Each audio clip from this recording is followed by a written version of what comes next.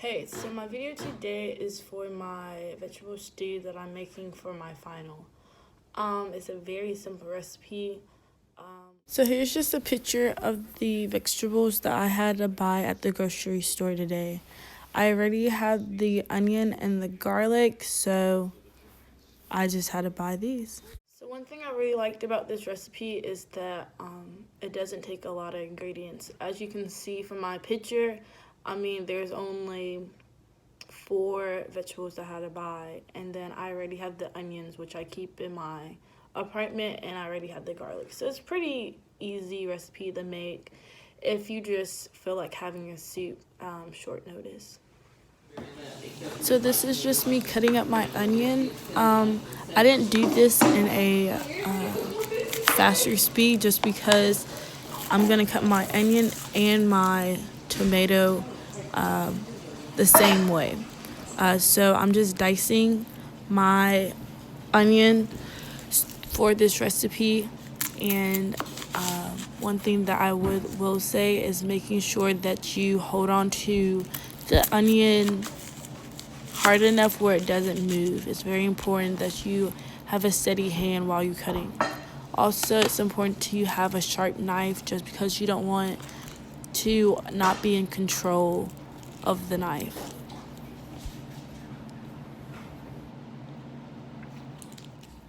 Also, it's very important to make sure that you're cutting it the same size. This is going to a soup, so you want everything to be done at the same time. So this is just me cutting up the celery. I didn't do a faster speed just because I'm cutting the celery and the carrots the same. They're just being sliced, so it's very simple. One thing I do want to point out is that if you notice, I'm not lifting my knife up completely and putting it down. When I'm cutting, there's a piece of the knife constantly on the board. As I said before, I'm cutting the carrot the same way as the celery. So I'm using the same knife or cutting technique with the tomatoes as I did with the onions. So this is just a video of me peeling and cutting the potato. It's very, very, very important that you have a steady hand. You don't want it to move too much while you're peeling or when you're cutting it. Also, a potato is harder, so you really want to have a quality knife to cut it so you don't hurt yourself. Last thing I decided to cut was the garlic. As you can see, I'm smashing it. It just helps with unraveling it. Also, I'm mincing the garlic, so it's important to go back and forth. So this is just a picture of my 2 mixing bowls. I did 2. The purple one is going into the pot first with the oil, and then I will be adding in the liquid, and then the second bowl will be added with everything else. This is a picture of my V8 and my chicken broth. I went ahead and opened up the cans. As you can see, it's not a traditional V8, and that's because V8 is kind of expensive, and I don't drink it enough to buy a $5 container of it. So I went ahead and got the Kroger brand. It's the same stuff. It may taste maybe a little bit different, but it won't be a big enough difference to ruin the recipe. This is just a video of me adding in or measuring out the oil for the pot. As you can see, I'm trying to stay eye level and get the right measurement. After I poured this into the pot, I went ahead and measured out the V8 while that was heating up. As you can see, I'm doing the same technique, making sure that I stay eye level with it so I can get the correct amount.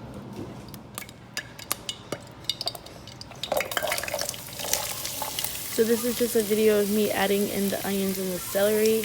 Added in the onions and the celery first, and then added in the garlic later. So, if you were listening, I said that I only add in the onions and celery, and that was really true. I didn't add in the garlic at that time just because I didn't want to, because I knew that the onions and the celery were going to take longer to cook. So I waited halfway through the cooking process for the onions and celery to add in my garlic. I did that just because I didn't want my garlic to burn, and once it burned, it just wasn't gonna really fit well into my soup. So that's one thing I would recommend.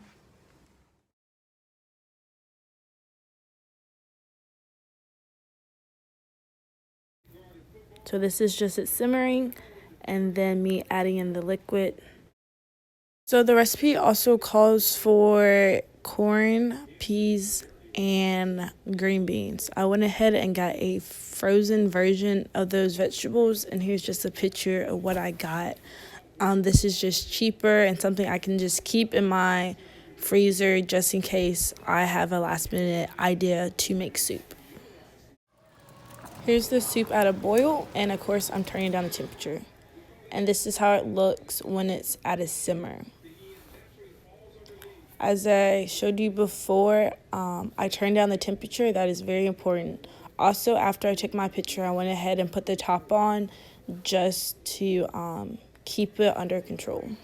So as I said before, this recipe is really, really quick. Like, you don't need a lot. After you prep everything, it's just an easy waiting for it to cook. So as I said, this is a vegetable stew. There's so many different things that you can do with it. For example, if you want to make it more creamy, you can add half a cup of half and half or coconut milk. You can add noodles to it if you want kind of a veggie noodle soup type of feel, or if you have leftover meat like chicken. Of course, you can add the chicken and the noodles and have a chicken noodle soup recipe.